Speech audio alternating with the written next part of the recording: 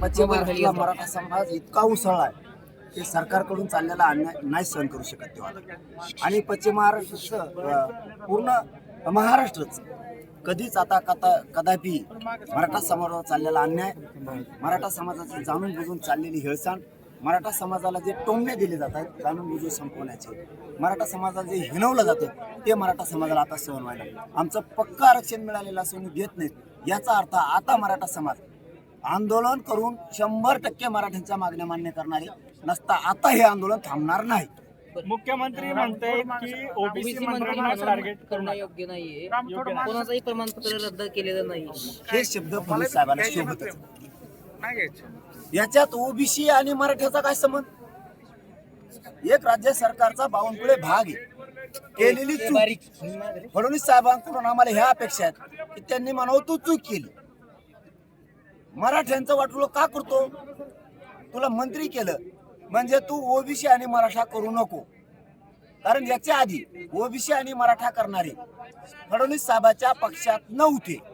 फडणवीस साहेबांनी ही डाव टाकून पुन्हा त्यांच्याही पक्षाचा नाश करू नये. त्यांच्या पक्षात कधीही ओबीसीच्या बाजूने मंत्री बोलला, आमदार बोलला असं नाहीये. ते बाकी काळ होतं दुसरीकडे. यांच्या याच्यात रूढ पाडून घेऊन त्यांनी मराठी त्यांच्यापासून बाजूला सरकू नये. आणि मी हटत नसतो, मी मुजीत पण नसतो कोणाला. मराठ्यांचं वाटलं केलं तर मी सोडणार नाही. मी केलेली त्यांनी चूक दुरुस्त करून घेणार. नसता आंदोलन 29 ऑगस्टला खूप मोठं होणार. पण ते म्हणतात की सरकार दबाव खाली चालत नाही आणि नियम बाह्य सुद्धा चालत नाही. हे काय चाललंय मग? प्रमाणपत्र देणं, रद्द करणं, सांगणं, याला नियम आहे म्हणत नाही. छत्रपती संभाजीनगरचे प्रमाणपत्र ज्याला जात पडताळणी समितीने आदेश दिलाय की व्हॅलिडिटी देण्यात यावी, याला काय म्हणतात? याला काय म्हणतात? काय पक्ष चालवताय, काय सत्ता चालवताय, काय मराठ्यांचं वाटोळं करायला? तुम्हाला भोगावं लागणार. तुम्ही मराठ्यावर अन्याय केला. गेली 50-60 वर्ष मराठ्यांच्या बद्दल असा कधीच आवाज उठला नव्हता किंवा कोण पुढे आलं नाही, त्याबद्दल काय म्हणायचं? नाही, हे बघा, समाजासाठी इमानदारीनं काम करतो आणि समाजाला वाटतं की आहे ते खरं आहे, मी खोटा आरोप करत नाही कधी. त्यांनी मराठ्यांचे प्रमाणपत्र रद्द केले आणि हे मराठ्यांना सत्य आहे हे मराठ्यांनाच माहीत झालं. मीडिया ट्रायल पण झाली आणि जाणून बुजून रद्द केले गेले. पुढच्याही काळात असं होऊ शकतं. मराठ्यांच्या नोंदी रद्द करणं, मराठ्यांच्या आरक्षणापासून नोकरीपासून लांब ठेवणं सरकारकडून हे होऊ शकतं. म्हणून मराठा खरबडून जागा झाला. खूप मोठी लाटोसाळी राज्यात, खूप मोठी, आणि सरकारला ती परवडणारी नाही. अजूनही वेळ गेलेली नाही. मी रोज तेच म्हणतोय, तुम्ही शिंदे साहेबांनी आणि फडणवीस साहेबांनी त्यांची चूक सुधरा. तुम्हाला कधीच न बघितलेले दिवस बघावं लागते. मराठ्यांसंदर्भात साताराचे मंत्री असतील, भोसले घराणे असतील, कुणीही मराठ्यांसंदर्भात बोलत नाहीये.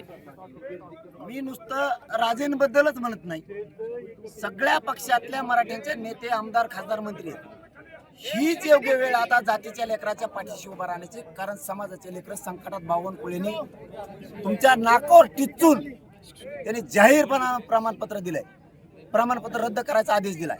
त्यांनी तसे पत्र काढले. आता मात्र सगळ्या पक्षातल्या मराठ्यांनी जागा होणं गरजेचं आहे. तुम्ही जर जागे नाही झाले ना तर समाजही तुम्हाला कधीच माफ करणार नाही. कधीच. छत्रपतींच्या वारसांना तुम्ही काय आवाहन कराल? साताऱ्यात हे बघा, छत्रपती म्हणजे सगळ्या राजेंनाच नाही तर पूर्ण राज्यभरात जेवढे पक्ष आहेत त्या पक्षातल्या मराठ्यांच्या नेत्यांनाच माझं आव्हान आहे की तुमच्या डोळ्यात देखता जर तुमच्या जातीच्या लेकराचं वाटोळं होणार असलं तर तुम्ही गप्प बसणं योग्य नाही.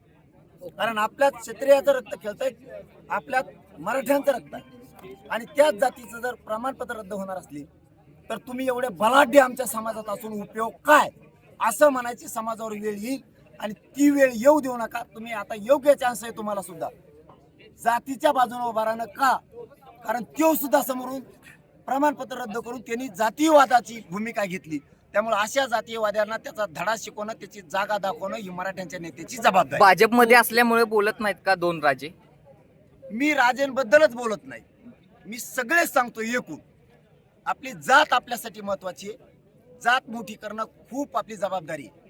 त्यामुळं आपण लक्षात घ्या सगळेजण, आता संकटात सापडले जो कोण उतारणार नाही त्याला 100% शिक्का लागणार आहे. जो कोण म्हणतो तुम्हाला, मी जो कोणी असू दे, जो आता मराठ्यांच्या बाजूने उठणार नाही त्याच्यावरती आपला मराठ्यांचा रक्ताचा अमानुष नाही म्हणून 100% शिक्का पडणार. ओके, थँक्यू दादा.